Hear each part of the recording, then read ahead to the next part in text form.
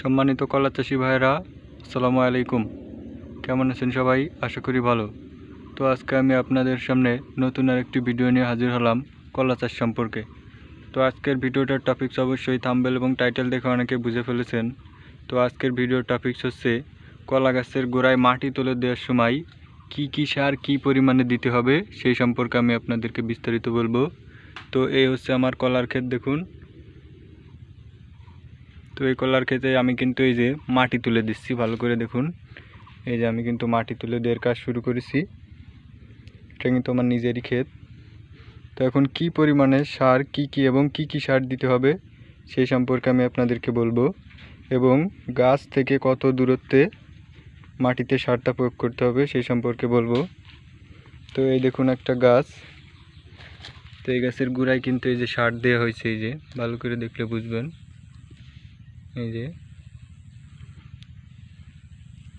সারটা আপনারা গাছ থেকে দূরে দেবেন। এই যে গাছ থেকে একদম একটু দূরে সরাই দিবেন, মানে মিনিমাম মুঠো মাথা অথবা তার থেকে বেশি সরাই দিবেন, এখান থেকে এত দূর।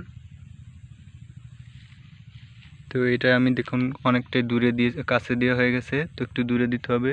আর একটা গাছ আমি আপনাদের দেখাই,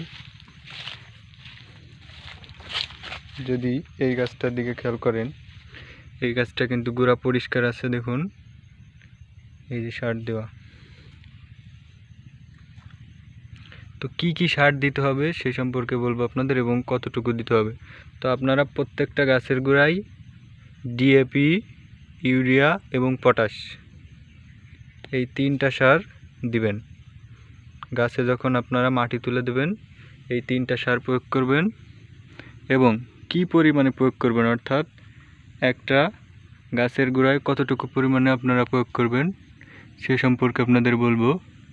আপনারা মিনিমাম প্রত্যেকটা গাছের গোড়ায় 500 গ্রাম করে সার প্রয়োগ করবেন।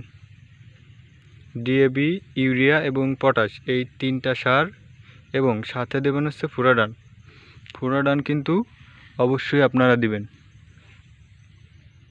ফুরাডান না দিলে কিন্তু গাছের গ্রোথ হয় না, অর্থাৎ গাছে যদি কেঁচো লাগে তাহলে কিন্তু আপনার বাগানের সর্বনাশ। তো আপনাকে অবশ্যই ফুরাডান দিতে হবে সারের সাথে। তো আপনারা এই তিনটা সার এবং ফুরাডান সহ মিক্সড করে প্রত্যেকটা গাছের গোড়ায় মিনিমাম 500 গ্রাম করে প্রয়োগ করবেন।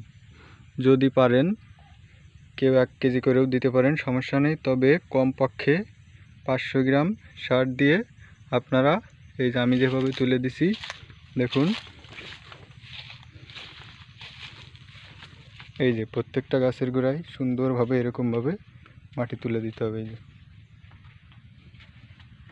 দেখছেন কত সুন্দরভাবে আমি মাটি তুলে দিছি এই গাছটার গোড়ায়, দেখুন। এই এরকমভাবে আপনারা মাটি তুলে দেবেন, গাছটা যাতে না পড়ে, এবং গাছের গোড়ায় সার দিলে গাছ কিন্তু খুব দ্রুত বৃদ্ধি পায়।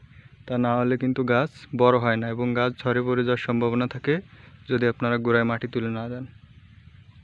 তো এই ছিল আজকের ভিডিও টপিকস। ভিডিওটা ভালো লাগলে অবশ্যই একটা লাইক দিবেন। ধন্যবাদ সবাইকে।